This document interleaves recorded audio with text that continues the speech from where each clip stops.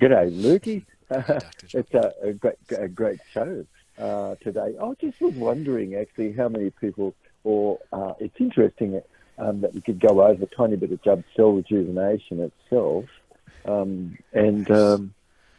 Nice. what's the pancreas and the Brunner gland? I mean, many people don't even hear about the Brunner gland. They Wow. don't know what that is. Um, yeah. Um, but I saw that cortisol, which is a behavioural thing, was a major reason for raised calcium in the blood. It always raises calcium, and no matter what somebody does, food-wise or something, if they don't have whole brain functioning, they're going to cause more cortisol always, where reaction is. And those sorts of reactions are selective restrictive violations, meaning that sort of really violates our general flow where we are, where someone is. It always causes a bit of brain freeze, which might, I don't know, we could get to that. But started me off a bit when I saw that you could predict where somebody suddenly had brain freeze. It was like a 4 hertz cycle. Anything that actually caused that would cause a brain freeze. Whoa. And there were these spindled repeating waves that would quick smart pass through anything that where somebody was, where that happened, and they would have an initial spike wave that was a response to what was said, sort of thing, or done behaviour-wise, analog, sculpted, or in your non-verbals. And that was a selective restrictive violation because it sort of caused someone to feel, something was amiss, which typically it does, of course, because in whole brain functioning, you're using direction to go toward, and so you're really doing what you can to keep your directedness in your language of what you're actually going toward and what you're bringing inside. And so, the word this is about something inside, of course, and that is about something outside. So how playful sort of someone is, and this is our original state, and interest and pleasure cause an integration of the whole brain, integrating all the parts. And so where somebody wasn't really feeling interested or pleasure, that kind of not been an original state for sure. Difficult it was to actually get anything to be passed on where that was. And congruency really is what was going on before we talked about this and what's going on afterward, causing what this is as parallelism in processing is congruent. And so your moment is congruent more where you're looking at what happened before, what happened afterward, and is it parallel? And so that's integration. Association really in whole brain function is really more about how you're showing up. What verb tense are you using? Like the word is becomes your favourite verb where it wasn't before. Have a little look at everything you wrote, you'll see, or even said just about. And whereas is in that, I think you'll be quite astounded, But it was really interesting to me to absolutely see that there were these spike wave spindles that would repeat, that would run through the brain and totally run through anything that where you were thinking. It would just interrupt it, you see. Yeah.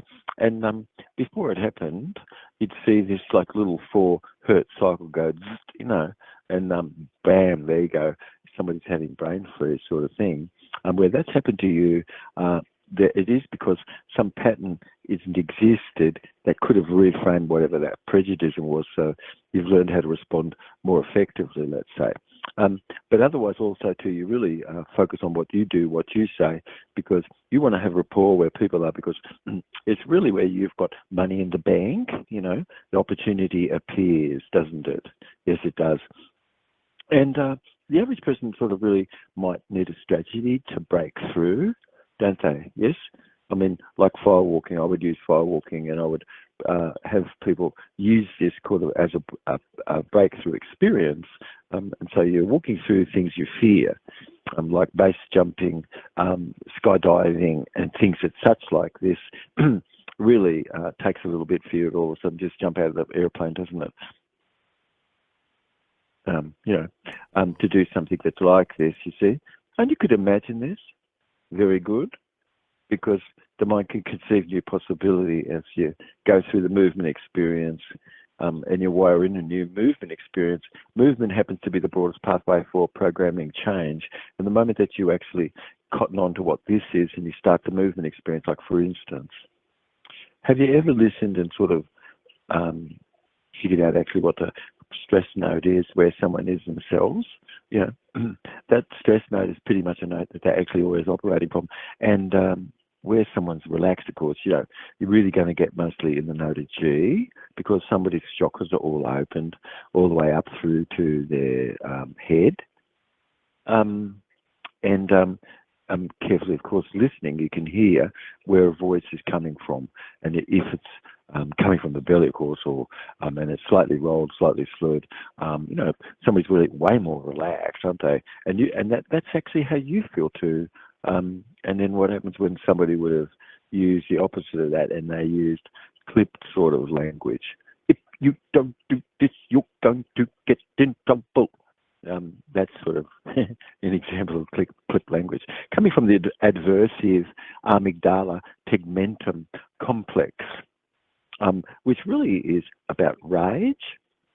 Especially if you get your eyeballs to twitch a bit, and then you're able to trigger more rage, sort of thing. But you've got to squint your corrugator superciliar muscles of your face, you know, which is furrowing your eyebrows together.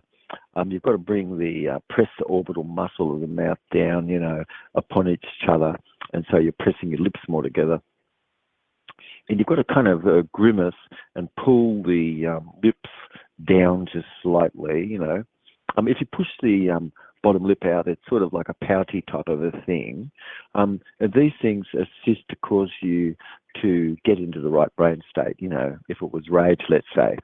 But if you left something out like you didn't twitch your eyeballs, well, it's not going to work as well, you know. Or let's say that you added in there, like you got your sternomastoid muscle activated, so you push your head forward, you know, and you got your muscles all activated so that you're really in a akimbo state. And where somebody's in an akimbo state, like, you could ask them, sorry, what does it say how relaxed your shoulders are, you know, as you're listening? Or like, how relaxed is your breath or your tummy, let's say, you know? And what's the reason why that's not completely relaxed all the time anyway? But anyway, whole brain functioning is about those sorts of things, and really actually somebody really practicing way more what's excellent people do. You've got a real hell of a lot more satisfaction and optimism and outlook, don't you, really? And fixatedness and brooding and disruptive avoidance sort of stuff, which is state-specific with aversion, doesn't exist anymore, you see. And so the blood pressure returns back to normal right there in the doctor's office. And that was way better than an antipsychotic pill taken, you know. I think most people kind of have forgotten that, because it's got a you know, short-term hypnotherapy, which is really what everybody should really be doing. Otherwise, it's a very slippery slope more to neoplastic types of condition, because cortisol isn't being managed. And children, as you know, they get whacked with cortisol the first time they go to school, and it just increases, yeah. And when you have a test, it increases even more, yeah. And so the cells have to be able to regenerate, but how can they if somebody's not in whole brain patterning and functioning, see? Because you're going to create endogenous opiates, beta endorphins and enkephalins. Wow. And that's so nice. Because what they do is actually they bump into a bit of toast or spaghetti, something left behind, see? And now these beautiful little opiates, they sort of leave a smoke trail behind in the body. And anyway, immune cells are coming, you know, they're sniffing, you know, and they sniff and they bump into one of these trails. They go, whoa, whoa, whoa, whoa. And so they're now chemotaxed toward that toxin to clean it up. And so would somebody say that actually laughter or happiness isn't part of someone's actual healing? Oh my God, it's everything. Wouldn't you agree? Of course it is. And how would you stop neoplastic condition if you just had a lot of don't want, can't do, try, but must only, always in your speech? Yeah?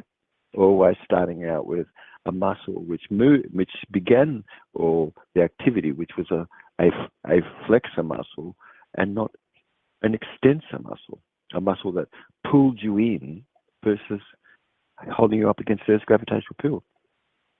Which these muscles are all connected more to states of like your muscles which open you up, they're called your extensors.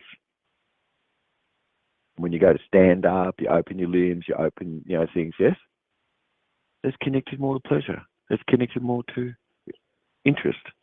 It's connected more to, whole brain patterning. And limited mind function is where people tense, and then all of a sudden they'll bring their latissimus dorsis and bring their arms, in toward their side a bit, and tense and white knuckle out their hands a little bit and all this sort of thing, and become more like white like a ghost. But these heat and cold shock proteins are all being initiated by emotion. And so somebody's either, really cool and smooth in life, or they are, can be considered hot-headed. And both these people are extremely spiritual people who are just luked out, it's called, meaning in the middle of the road. They're not very too spiritual at all. It's sort of like just being a medium warmth, and that's it. But when you experience these temperature shifts like hot and cold, it really does stimulate more of these hot, cold shock proteins. And these are the very things that actually stop neoplastic condition. And so, often actually, why wouldn't it be wise that actually people learn about ice? And, of course, you see people go through life and they really are not necessarily really stopping muscle loss, which muscle going to give you a longer life. Of course, 4NR, which is a product that we have, somebody could have that, and it actually will lower your blood pressure completely overnight while you sleep. As you wake up in the morning and you've got proper blood pressure, eye awareness more is about your own self-mastery and controlling more your inner dialogue, what we were talking about, and you're going to have a lot more neural efficiency. A book about all this would be really good. Yet what's external, you could agree, is really outside the body, and balance and orientation. It's like your orientation, like if you're internal, external, environmentally sort of thing. Got to be in balance, 50-50 there. And also, where you're getting information from, is that from the inside you or outside too? There'll be a 50-50 relation there, where you are. And everybody actually will feel where you are, remain, where these two things are in balance, like you're really in balance. So it's sort of more the structure of balance. And how about having sticky factor more for the things that you could remember that really could work? You see, yeah? And employing and putting into practice these things.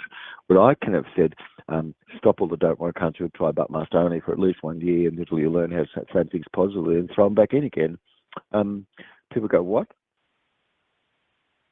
It really is your attitude and your emotional being that where these sulfur-bearing amino acids are produced in your gut, and also, of course, in nature. And these are the most powerful antioxidants in the whole world. And, of course, they have these sulfur-bearing and also fragrant amino acids. So it's really the sulfur dioxygenase pathway which is going to become big. Imagine just for a moment, of course, like we talked about how it's possible that you could have found a secret that was locked up in the poles because you looked at the ice there and you saw there was all the trees that we have all over the earth right now just as equivalent to a size of bread, but what burned would have been the size of a huge semi-trailer worth of trees. So you could wonder, where's all the trees? They're all gone. And what, you got 3-4 mile high trees back in the past. And did we know that actually the Earth was 12 times smaller and everything was all together and it's grown 12 times larger than it was, and actually did that to water coming out of suspended state in the rock, and 99% basic of all the water still in the rock, and only 1% of the water that the Earth actually has is actually flowing. And what happens when water comes out of the rock? And water expands, doesn't it? Expand up to 1,500%, don't it? And so the Earth really hasn't ever actually changed its density or its weight, its mass, no. But it has changed its gravity. You know, it was only 25% of the gravity that it has now, because the surface has gone such a larger distance away from the center and caused ever more gravity to be at the surface, which caused more gravity that we had, you know, when we had 24-foot wingspan dragonflies, for instance. So sulfur-bearing amino acid really is the most important pathway. Most people never heard about that, but our product and our program totally focuses on that. Since 1978, I have not done anything else except for focusing on what the most powerful antioxidant is in the world. And it's an amazing thing, you know, because rich people, they will be given a lot of good information, typical, and they've got a bit of money, and they'll actually purchase whatever's got a massive amount of this substance in it. And so when you look at osmolytic element, what's that mean? It means nutrient that's going to pass through your cell membrane, meaning that a lot of things are not osmolytic. It's not going to pass through your membrane. Everything that's glassified, everything that's United States pharmacopoeia, it's just dead, it's ceramified, it's got enzyme resistant linked, it's congealed, coagulated. It's heavy. It's dead. Life begets life and dead begets dead. So a whole food vitamin mineral complex really is like you've got vitamin C, vitamin K and copper and a very thin ring of ascorbic acid in that, and that's a whole food vitamin mineral complex, just the same as every other single vitamin. It has to be a whole food vitamin mineral complex, not something that's just a vitamin. What the hell is that? That's just an analog. Not going to get anywhere. It truly is dangerous. Yet what's the strongest, clearing and cleansing nutrient? It really is this sulfur dioxygenase pathways, which also produces energy. Wow. Yes, it does. It actually activates from blue light a nitrogenated terpenated compound as an example of what this is, and that's actually what gets rid of neoplastic addition. It'll actually really turn aerobic glycolysis round on its head. And a molecule that you could just have a sniff of could wake you up from a coma. And absolutely also the same molecule, switch off all unnecessary wrong energy pathways, like a snap, and turn on the proper pathways like it's supposed to. These things all involve heat and cold shock protein, which most people never really heard about, but these osmolytic passages to nutrient always really requires these heat and cold shock protein, because it's actually what decoupling and decoupling actually does. So coupling is sort of really joining things, and that's heat, and decoupling really is cold shock protein. And you only have these two things which really impact your cold to get cold, like, you know, E. coli kind of release the cold shock protein and cause you to feel chilled. And it does that because it actually really caused temperature drop by 2 or 3 degrees for over a couple of hours, and then all of a sudden that E. coli kicked in and produced that cold shock protein, and that organizes the intestinal terrain to come back into order, and that's really what flu is or something. But human growth hormones really release when you're actually 12 times a day, when you actually have a quiet moment where your left ventricle's more open and you're more in a parasympathetic mode, because that's when only human growth hormone is released. But how could it be if most are in a don't, won't, can't, should, try, but, must, only, never, always mode, and that everything is a modal operator's necessity versus a modal operator possibility? Like, I wonder, maybe that's interesting, that could. See, these are ideas which you're probably getting a little bit, but it makes you more drought resistant, doesn't it? Because you've really got habits that actually cause you to be able to sustain the energy that you really have better. And so these molecules also are in drought-resistant plants, which is in abundance. So the most expensive ingredient, substance in the world is like $44,000 a kilo, and that's honey that comes from a cave, which has it's just an example of osmolytic element, and it's really got a lot of these substances, nutrients in it. And these are the things that can help you protect you against nerve gas or toxin that would kill you. It's the only substances that can actually completely turn that around. And rhodium features, you see, in our program, of course, Jobs White Gold. And there's a reason why. Nobody's sort of really doing anything much with rhodium. Why? Because it costs so much money. How the hell would you pass that price on? You can't, yeah. Matter of fact, when I did this early, I knew times would come. I had to actually get my own source. Because how could I pass the price on? It would cost a fortune for me just to make the substance, and I often need rhodium to be able to make the substance itself. You know, to use plasma to break things down to micronize, so it's very small, and then it's all put with sphingosine and ceramide compounding in a nutraceutical manner, so it actually will pass through the blood-brain barrier and get through into your nucleus as well. It's a nutraceutical, that's what it's called. These are the more modern things, which is got amphoterics, it's got amphiphilics, it's got permittivity. It's an actual real alchemical molecule which is active, it's living, it's cold processed. You see, like you're supposed to have that. You're not supposed to cook everything up and just do all sorts of stuff like that. But you can a bit, and that's all useful perhaps, but not thinking at all where it's just glassified and ceramified, which most of these USP vitamins and things are sort of all really in a state like that. So how could you really have an intimate look more at cell cleansing if you didn't really focus on these things and you ask yourself, where's the forest? I mean, we're talking about osmolytic vital nutrient that would have come in, and the amount of carbon that we had back then. We have no carbon today at all. Flavonoids and increasing dopamine, which ordinarily would be, but where's the flavonoids that increase dopamine? Dopamine causes you to get things done. A lot of people that can't hardly get up off the chair. It's a metabolic alkalosis because most people are actually over-breathing through the night and they've breathed off all their carbon, and so it's called a metabolic alkalosis. And so non-life colloid, nano-life colloid, aggregate, fuse, and differentiate into stone. And then stone forms all through the body, and stopping cortisol, which we started to talk a bit about actually full circle in our program today. You have to stop all that cortisol excess. It's just ridiculous.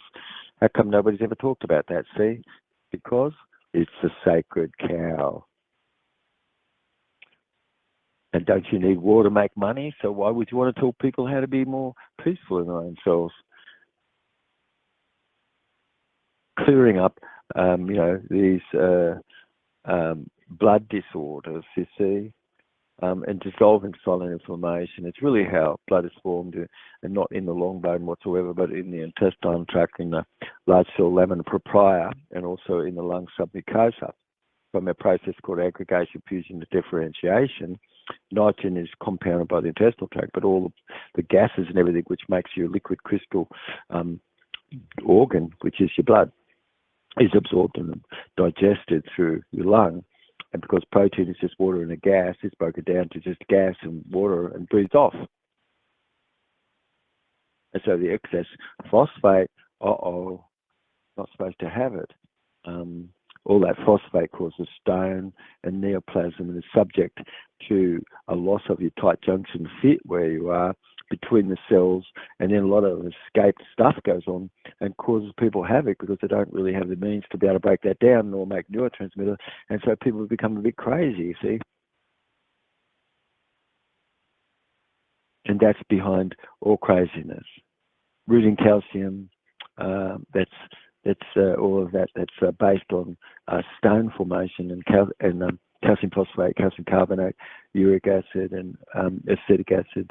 These are all ending up in excess, and because the body becomes dehydrated, the fluids start to become sticky, and cystic fibrosis exists more where the pancreas is, and long before actually anything else is going on, stones are forming, and the pancreas is not really releasing stuff. And then somebody has a lot of fats one day, and they could remember that they had a bit of a pain in their pancreas. It's like, yeah, that's right. And so laughing, of course, gives you a great benefit avoiding aversion, like we're talking about, causes your blood vessels to be really protected a hell of a lot more. Excessive pigment, that should be avoided, shouldn't it, on the program? But if somebody reads and learns more about this work, about jump cell rejuvenation, they'll really see that methionine, which should be avoided because it ever breaks down into homocysteine, which is so sharp, it actually coerces through the vessels and actually causes lipoprotein A to be laid down in your vessels, which is wrong. Now, that's what causes congestion.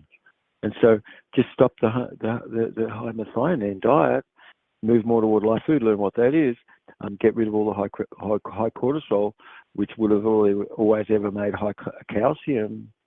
Now your calcium levels are low, and you've got more stone dissolving, more reducing that high calcium excess, which causes the body not to function, or because a lot of don't want to come to a try but must only was, and there was a practice of a meditative state of eye awareness. And so your lungs, where you just look relaxed and you only maybe make 8 breaths a minute or something in the day, and maybe only 3 or 4 at night or something, really small. It's an elemental nitrogen which is compounded by your gut, and all the rest is really compounded more by your lungs. And it's these fragrant tyrosine molecules that you could bring in, so unbelievable, that assist to help you, with lung health and things.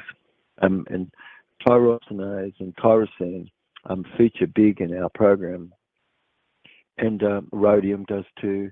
But if you focus a bit on the content, of course, you could see that whole brain functioning really stops all those steps,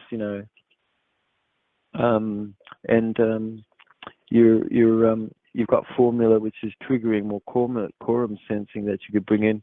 These are more aromatic mineral transporters, and natural passivin, meaning natural antibiotics, which is the indigenous meaning within, and the exogenous meaning outside that come in. And these are all involved in your cell mediated immunity, and also chemical mediated immunity. And so epigenetic, meaning above DNA, something outside controlling the DNA, like what we're talking about, triggers more quorum sensing, and like, for instance, cold shock protein is used in the body to reduce more swelling, and of course cold is as well. And so you've got an oxygen carbon dioxide dissociation curve, and it's really a natural thing. You've got to have carbon in your body for oxygen to be delivered. And then there's some shows which I've talked a bit about this, but it's a quite normal breath, which really is a tidal volume that's really modest. Nose breathing is out, so you don't ever do that again during sleep. That's wrong. JC Quantum more is a shifted oxygen, into a dissociated state, so that you can have some oxygen inside your body. If you don't have carbon, you're not going to have oxygen inside your body. You've got a state of hypoxia, you see. Because there's an oxygen dissociation curve, meaning what? It means if you've got carbon, hemoglobin wants it, and it says, please give me the carbon, and when it takes the carbon aboard, it dislodges the oxygen. It says, I really don't want that. And the cell goes, wow, thank you, so I've got the oxygen. So that's how that happens. And so you've got a JC quanta, which is the smallest pixelated dot making up a conductive condition where space is, and cell spectral radiance enhancement. And inside a far infrared zone, you have a resonant condition that relates to temperature. And so the temperature is supposed to drop as you sleep, you see, because if it doesn't, that's wrong. Start that now, because you're going to have a good night's sleep. And far infrared maximal radiation sort of is an extents, meaning it's really like a question where people are trying to figure out what to do. Of course, a far infrared is going to make heat, and all the rest of the light are things that you get through daylight, and that's going to be producing various things as well. But for a functional plasticity, more of water's ability to move in any direction, it does so more in the far infrared zone, not in any other zone. And it makes a gel water, the Life Hydrate does, which is one of our products. It makes the water into a gel because it combines the water to be 3 hydrogen rather than 2. And so into an antioxidant, in fact, it's the smallest antioxidant in the world is life hydrate. You put that in your water. I mean, it's a resonant benefit of that structured water. Life hydrate in the water really causes a gel phase, which is the fourth phase of a colloid, which the fifth phase is as a plasma. So as a colloid, you've got lithium and fluorine, which I really carefully selected the nutrients which go into the life hydrate itself to make sure that there was such a kick in both directions. It was unbelievable because it was a real tensor wave dispersal more by the isotonics that it created. And you've got acetic acid. I mean, you've got in life hydrate, which is a natural pacifier. And how did I find this? Looking at nature. And why wouldn't somebody copy nature's the best? And why wouldn't you do it just as nature did it? See? Yeah? So the bees collected all that stuff, you know, from the most incredible wilderness place in the fresh air in the world, and that's $44,000 a kilo, because those people who know this, they're going to find these nutrients in that, and it's very, very mineral rich, very dense, and it's all in an osmolytic element. And so life colloid really has a JC quanta, which, for instance, potassium only can transmutate at a certain constant, which is at 98.6 degrees, and that's reason, isn't it, that our body temperature has to be kept at that. And so dark is 10,000 times faster than light, and dark is the quality of your sleep, not the length of time, but the darkness of your sleep.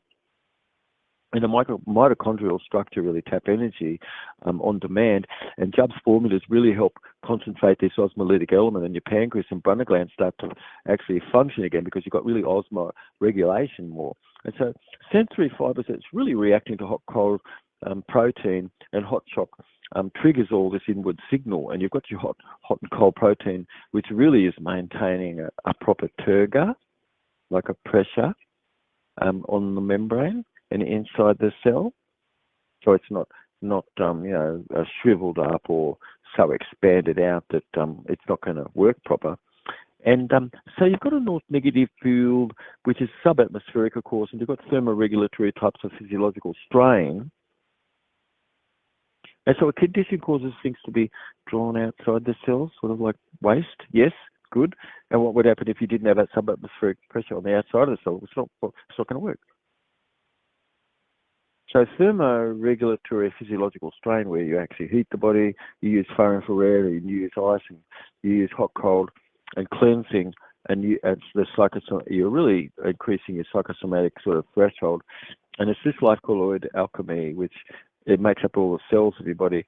So all the cells are made up out of individual life colloid, which have their own reproductive schedule, and they come together just as a symbiosis.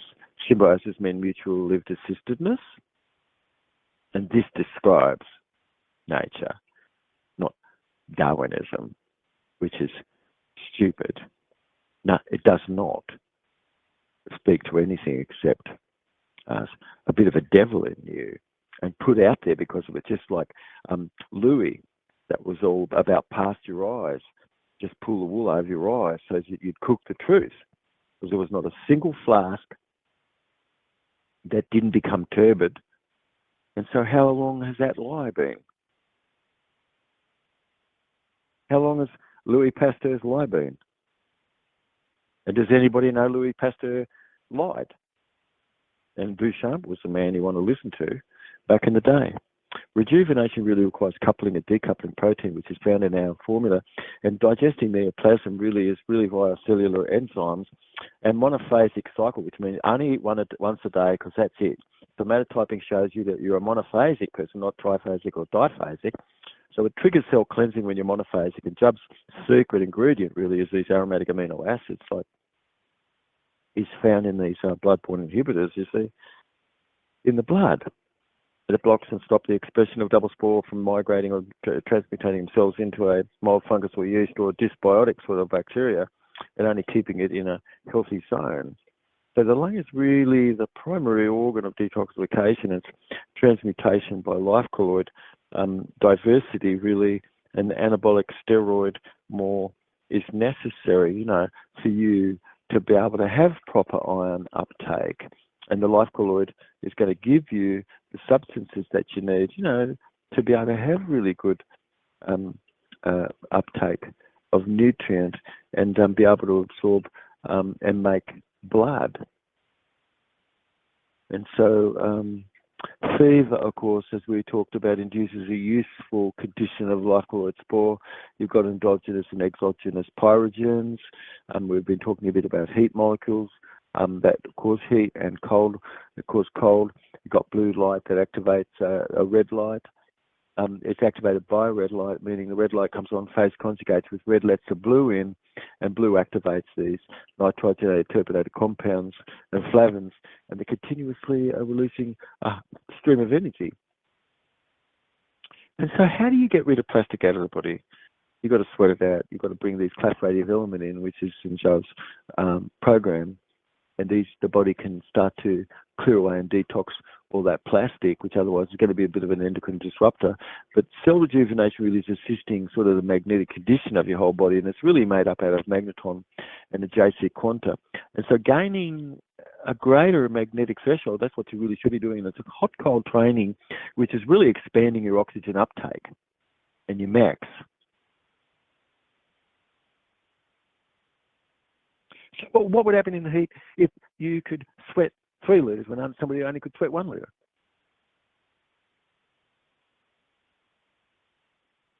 Are you going to keep cool? Yes. So the mind and the gut and the mind signal all together, nerve applying the gut and the brain axis. You've got life colloid in your gut, and you're made up out of life colloid. You've got a neural signal improving serotonin and dopamine as you're supposed to. You've got to have total dark to sleep. And why shouldn't you have whole brain functioning? And you've got calibrated more an internal condition. You could look at Jubb's instrument and you could use that to learn how to be able to determine to the degree to which somebody's more in whole brain functioning. It was one of the very first instruments that I put together. And it teaches people how to look at behaviour. See, so anyway, getting back to total dark, of course, that's what's really needed for sleep. And you've got high phosphate, high methionine. And how are you going to get any peace if you're eating a dead food diet with high phosphate, high methionine, and you've got artificial light that's just going to kill you? Because you can't survive. You can't have artificial light. You can't have that all the time. You can't be put into the cold. You can't be fed crap. What's that mean? That means the program's designed to kill you. So that's what's happening in Pry Son or Pry Daughter in the nations around the world. You've got trauma reenactment syndrome. You've got cerebral brain function. You've got a lot of state of hypoxia. You've got people shivering and shaking, and they've got the shakes, and you've got people absolutely not explaining anything properly. You've got what's cognitive. Something is going on before that. It's called precognitive. Something's going on within you that causes you to think the way you do, and that's called precognitive. This is kind of like what we're doing when we're doing our program. We're really focusing on what's precognitive, what's going on below that assists cause you to process new information properly. So a set of natural cycle could exist where pancreas is more osmolytic in its element, and you're giving it a chance to be able to heal rather than saying, bugger you, I'm going to eat that brownie. Or bugger you, I feel good, like I'm going to chuck into some more ice cream. Because you don't know how wonderful ghrelin is, which is the hunger hormone, and how much that's important. All of a sudden you realise, wow, that's human growth hormone. That's what I'm releasing, human growth hormone, when you're feeling hungry more. So sleep impacts more your quality of your life index, certainly, and dark light cycle and antioxidants also cause you to have protection. And hypocapnia, which is really breathing off all your carbon whilst you have slept. You never heard about that? Stop. Correct it. Tell everybody else to too. And then going to assist, have nice amount of melatonin. Anyway, I know there might be some questions. I was just thinking, if I was to talk just to everything, and I just gave you whole brain, I gave you job cell rejuvenation in a nutshell.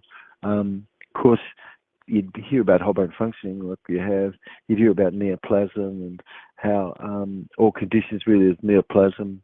You'd be hearing how the cycle more. There's an endocrine cycle which really causes you to have health if you follow that. And a sleep-wake cycle, which is more monophasic. So why would you want to mess with that and think that everything's going to be okay? No, it's not. The pitch black at the night reduces distraction and gives you the better sleep. And a warm bath effect, of course. Prion in your brain causes more insomnia. It causes early death eventually. How about learning more about the molecule of death where people are? We see a signal which everybody receives really causes the stomach to be empty. EZT, which is really designed to improve liver lipid metabolism and cause ghrelin to be raised during sleep cycle. And so you've got a polarized type of behavior otherwise, which would have always been going on, triggering over acidity, and it always just breaking things down. And these short pulsed wave repeats, like we started talking about, that cause the brain freeze, is going on. Hey, how's anybody going to function where that is? And why not have a bit of calorie restriction? Give your stomach a rest, actually, so that gives the workers there a bit of a rest. Because now it's going to release ghrelin, which it should, and cortisol excess is no longer. And so you're not going to be hungry when you had your CBDs or whatever. You see? I mean, you won't feel out of it when you had a bit of a CBD or something because, you've got all your enzymes working. When you've got your enzymes working, then you basically not going to feel anything because you're already in a state like what this is. So cortisol causes excessive fibrolysis and plaque. And it blocks and clogs the pancreas the most. And so what's the pancreas about? It's about the sweetness of life. Diabetes type 1 and type 2, it's all stone in your pancreas and loss of sweetness. So cognitive decline really starts at an early age just because somebody wasn't told, hey, the world is basically good, which now, who needs any stress modifying stuff? No, they don't. But if you're taught, hey, the world's basically bad, Jesus is going to have a lot of how to manage all the stress, and doesn't going to work. Something that you're not got at, which you would be wise to look at. Cognitive decline really starts more from prion disease and a lot of don't, won't, can't, should, try, but must only, and aversive types of programming, which pleasure neurologically inhibits the aversive componentry, and vice versa. And what's pleasant is +1, so you've got to add those up to equal 5, whereas anything aversive is -5 straight off the cuff. And that's how your brain is set up, you see, to avoid stuff. But the molecule of death really is, and glyconeuramic acid, there's no bone in our body that can take anything from an animal or an insect, a fish or a bird. That's ridiculous. Its heat and cold shock protein isn't what proper fits for us, not at all.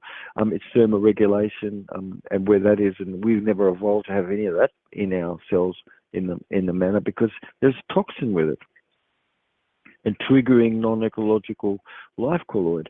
And so it's hyperosmotic, meaning extremely absorbable material. When you don't have a tight junction fit, you're going to absorb a lot of stuff when your pancreas doesn't work proper, and now you're going to be really, really toxic and going to feel crazy. I'm going to have a lot of pain, and I'm going to have to die the slow, painful death of your ancestors. But osmotically active organ solute, which is really in our program, is really what our program is very much about. And so fear-induced fever, you might have heard about that. But fever itself induces useful life colloid spore, and these exogenous and endogenous material only in a terrain that's wrong could have been pyrogenic and congestedness and heat, causedness and inflammation.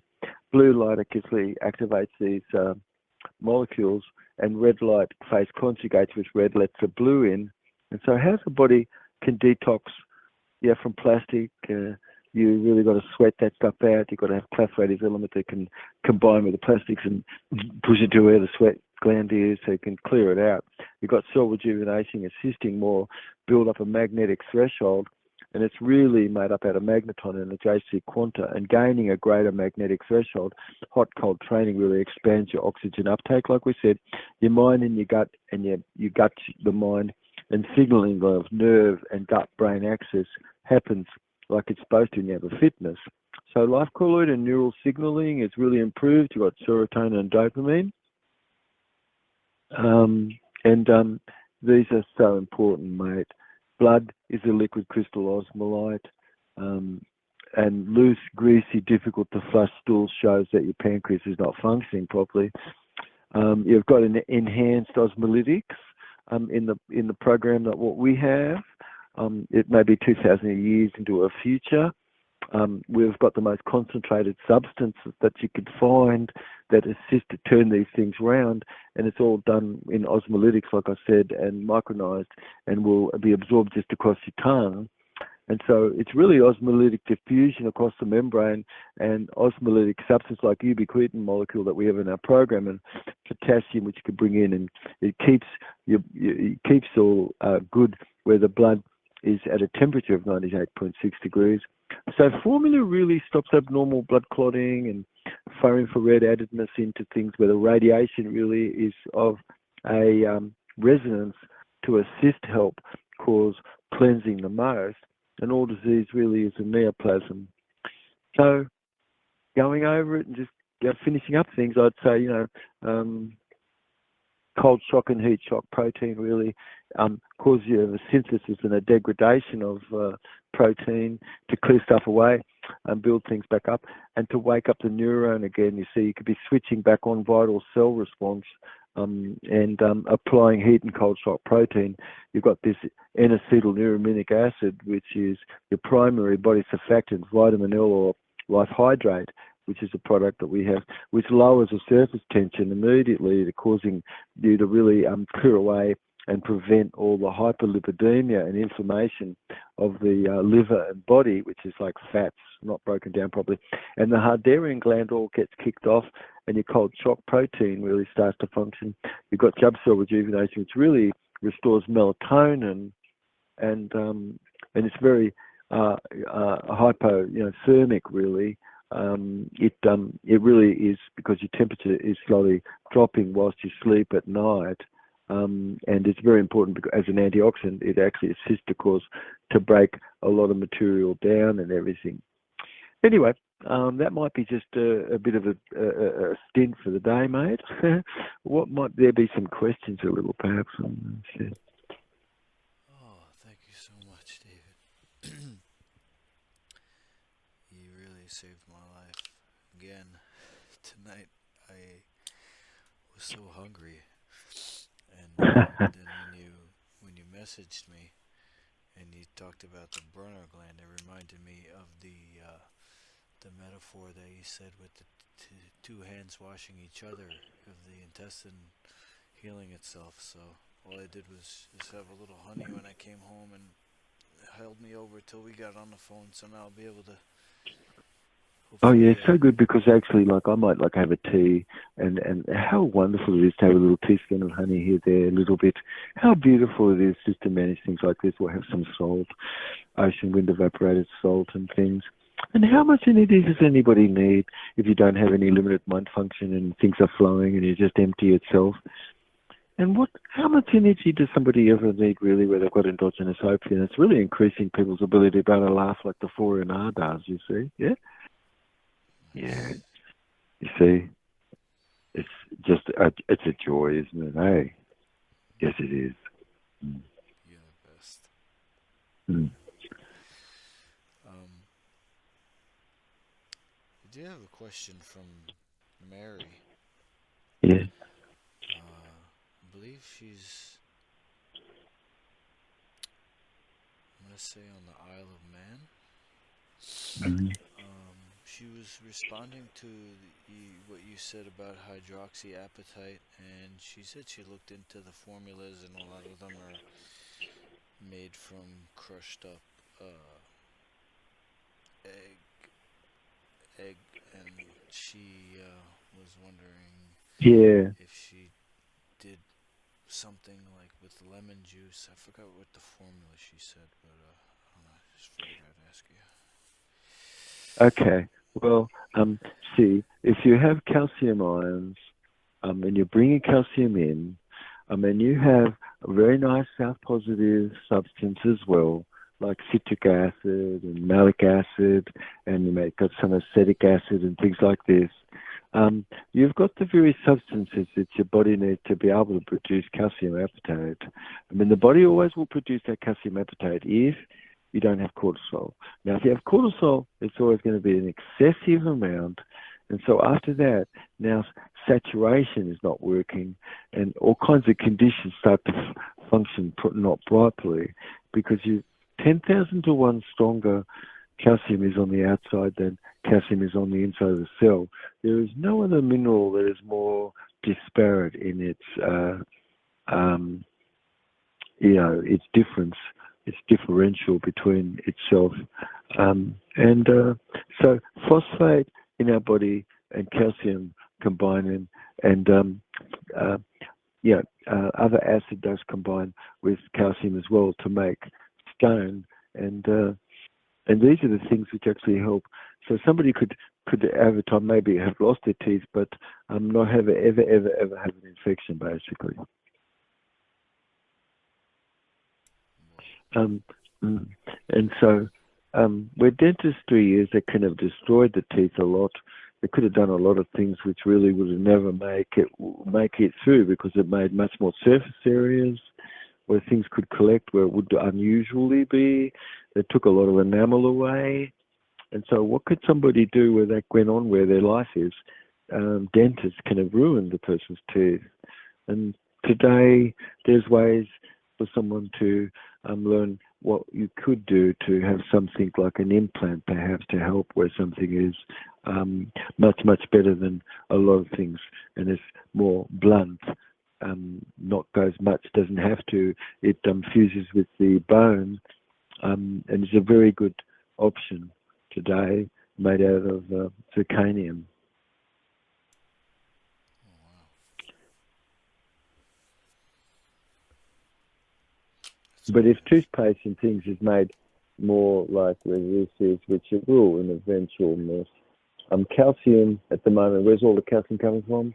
Rocks mainly, and not life, which it could or wisely come from extractiveness of life. Yeah, or extracted out of seawater. There's like different things you could do, you know. But anyway, I think that actually most uh, maybe not a cavity can be existed, for instance, and it naturally wants to seal itself up, and it sort of seals itself up so that the nerve is protected, and calcium goes a bit above the nerve to ossify. And so, as a tooth could have been broken or things that happen, it's repairing itself and healing itself as much as it can fully, so that it can never be a trouble. Nice. Anyway. That's amazing. Mm. Okay. So my next question was also a comment on one of your videos. They Mm. want to know about lectins. There's Dr. Gundry who's talking about how lectins come from a lot of plants as a defense mechanism, and when Mm-hmm. we eat certain foods that are high in lectins, it causes problems. Um, I think it was actually on a video when I was making something with Oh, like, sprouted could we give us an quinoa. example? Oh, well, one thing first we could say. some partial truth exists because when somebody overeats anything, that's going to be problematic no matter what. And a plant always has various substances on it. Each one does. Like an apple has a certain amount of substance in it that will only allow you to eat a certain amount of apple. Mushroom has a certain amount of substance that's in there that only allow you to eat a certain amount of mushroom. So what's this bloke talking? Because these things are all designed to be able to do that. So is that the problem, or is it that you're overeating something which you shouldn't, perhaps, or I mean, I can hear a lot of hypochondriacs going on where this topic, massive hypochondriacal condition. Because why? Why isn't somebody talking about is your pancreas working properly, and are you more plant-based, and are you eating food which has enzymes in it? Wouldn't that be actually a better question? Because yeah, why is it that somebody's just not even bothered? You're just going to not care that food is all cooked out, nothing is left with it, or you're just eating flesh food, or you want to stop people from eating tomatoes or something. It's like, oh, Jesus, it's really a bit wrong, personally. Doesn't mean that one should learn a bit about how stickiness comes to be, and things could come to stick. But how can anything stick when you don't have when you have a field which is in an unstick zone? Is it because cells have an unstick zone or they don't, and so then these things can cause trouble? You see, these are questions, aren't they? I think this is a variable thing more, not like a fixed thing per se. You've got to look at things a little bit more like, how much oxalic acid can you take? Is that going to just say, okay, all vegetables that have oxalic acid are going to be really bad, really bad, really bad? That's like, please, chill. What's the reason why these things happen? And is there any benefit? Yes, there is. So, yeah, a certain amount of something can give you a benefit, and a certain amount over the top of that is going to be overboard, isn't it? Like cyanide. A certain amount of cyanide you must have. Yes, you must. You've got to have up to a bit less than 4 parts per million in the blood, because it is a blood-borne inhibitor that blocks the expression of a double spore into mold fungus in the yeast, and it acts as a blood-borne inhibitor. Now, if you have excessive amounts, you can't break it down. What happens with that? Toxic. It's toxic. See? Yes? So I'm not sure where we get off where that is. I think that certain food stuffs like definitely have got way more lectin in it, like beans, for instance. And they do have pyrrologlobulin and all this sort of stuff. And it's really not a food much for us. Tend to certain sort of nuts which are not nuts, penduckles, for instance, like cashew, things like this can have extreme amounts of. But why is somebody not talking about prion? Because prion absolutely will kill you. You see, it's sort of, personally, the topic I think is a little bit. I think it's wise for somebody to learn, but then let's put things into a scale where things can work. Yes, yeah, that's all. Okay. Well, the the doctor always is like you're saying. He's saying, oh, if you cook them in a pressure cooker, it removes the lectins. And now the recipe I was making, I was sprouting the quinoa, and I thought that maybe that would deactivate them. But Yeah, you're supposed to sort of do food like in live food where you activate the food. You're getting rid of the enzyme inhibitor of it, because you're getting rid of all types of lectins material.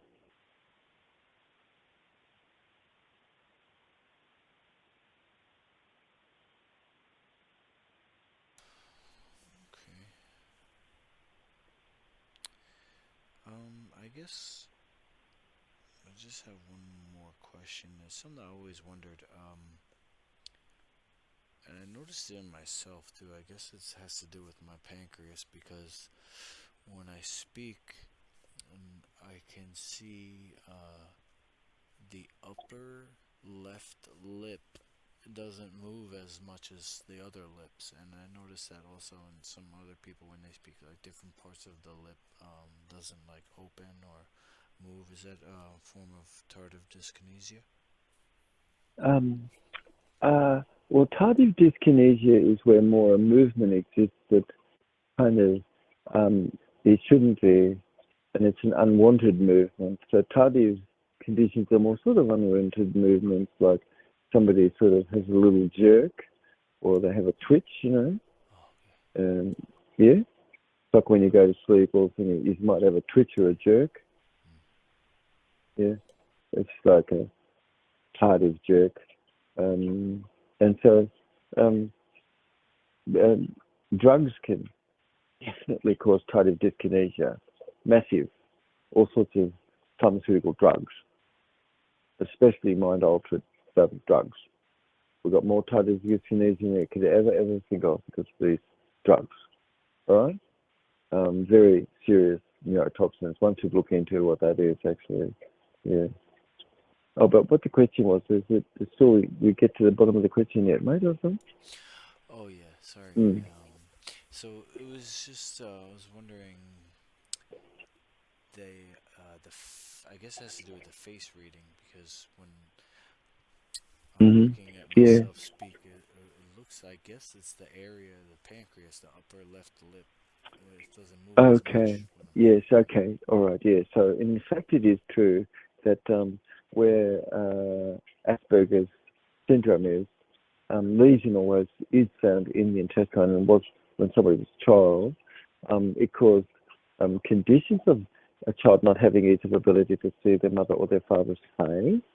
And when you can see your mum or dad's face, like because your eyesight is just designed only to kind of be able to see 2 feet away, and pretty clear you can, but then after that you can't sort of really see too much, like black and white striped out bit things and contrasty stuff a little when you're first born. But for the first period of time in life, your eyesight is really close by. And the reason for this is because you've got an imprint state where you don't have distraction. All that you've got there is, looking at your mum's or your dad's face and their facial expressions.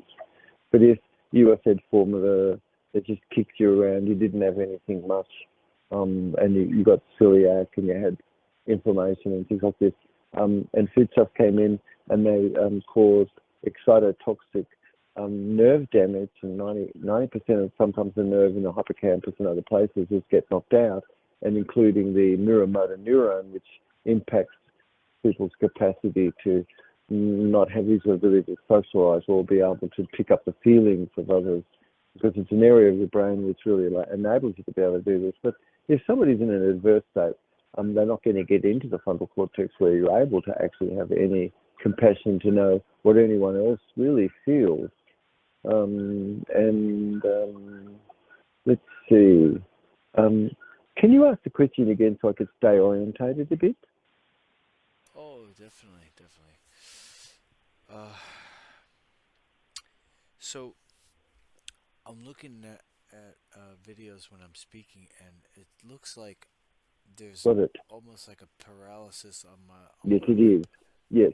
So most people actually who have degrees of Asperger's always have between the fifth and ninth cranial nerve, between the 11th and ninth and the fifth cranial nerve, you could have degrees of challenge where nerve hasn't been supported, and so you always will see like slight sunkenness where that is. Also too, you can see that often not any expression much, but more stillnesses of a dead zone relative in the middle of the face more. And there's a disease,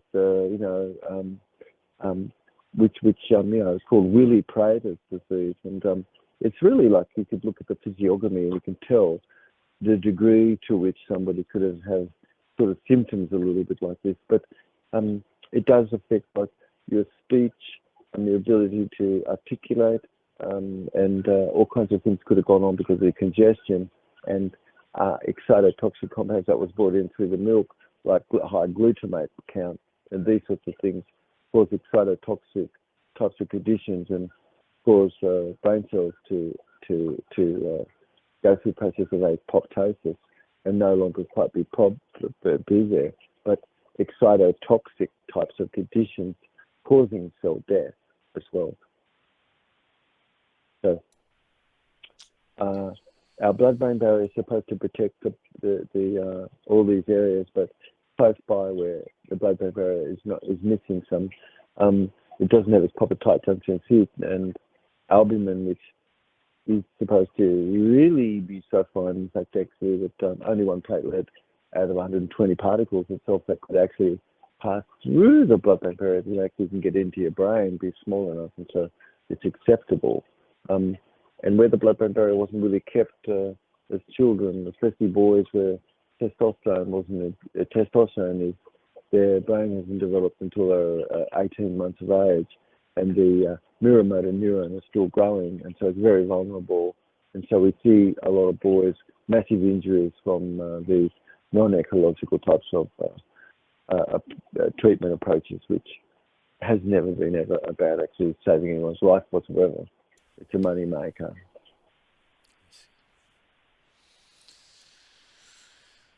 Yeah. I just was wondering as you're speaking. So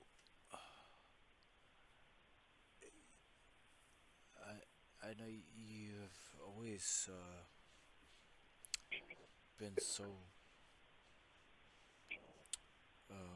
wonderfully teaching whole brain functioning, and gosh, as I learn more and more, I can hopefully keep going and become proficient. Yeah. And also wonder because you've also said that the body comes first, body, mind, and then spirit. And as you just said, there's things that are in the food supply which are harmful to the brain. And so, yeah, exactly. is there something that maybe we could leave off with, like Oh, yes. something to do to help not only Well, us. there's so many things to help you regrow your brain, and there's nerve growth factor. There's things that you create. By being really more in whole brain functioning, you're going to create more of a mother molecule called pro-opiomelanocortin. That has at least a 241 amino acid chain, which is really very large, of course, and it regulates your hypothalamus pituitary axis and adrenal axis, and this is so very important because your regulation of information and molecule and things that's created causes you to have a proper functioning. When somebody would have not done that, but had more stressed out stuff, of course, going to tax the body a hell of a lot, and human growth hormone isn't being released like it should, so that's it's just natural that longevity indicators really you're looking at behaviour which causes a greater fitness and longer lifespan. But who asks someone, when was the last time you broke into a run? Like if people are over 30, often that was the last, can't remember the last time they broke into a run, which that's pretty bad, isn't it? There's so much that we talked about today, which is about monophasic diet, for instance, like people who are graze whores, just grazing through the day. I've been thinking that's okay. It's just totally disastrous. We have a natural ultradian circadian clock, which is so important, matter of fact, that everything can fit more to this. And I'm positive that what we've talked about today is going to spark quite a bit more interest, in various subject matter and things, and an intimate look more into cell cleansing, really questioning things a little bit. Is it that what you're looking at today, is it natural? Right. It cannot be. We have got natural nutrients. It can truly be. You've got flavonoid, which you could have brought in, and these things, and it actually increases and gives you the capacity to have dopamine. Unless you have pantothenic acid B5, how are you going to make dopamine? And so if somebody looks at things a little more like I do, it's going to be more alchemical where you are. At a world that we would come to, what I'm talking to you about, maybe a couple thousand years into the future, because even to this day, I would share with people how blood is formed, and the world is not designed to cause genius to see the light of day, especially if it's more to do with health and a proper sustainableness, or how government's supposed to be more with administrative council, and everybody should get going with that. And it's the greatest enemy that you haven't, you know what I mean? Because that is the chain of command. It's not a chain of command. It's getting information from the corporate businesses, and they're just talking about their blah, blah, stupid stuff. God help us. How horrible. And it's never broken. So let's break the ice, yeah? Let's do what we can to get more breakthrough where we are, yeah? That's what I reckon. Anyway, love you, mate. We'll catch up to each other in the future show. Love you, mate. Thank you. Love you too. Ciao, mate.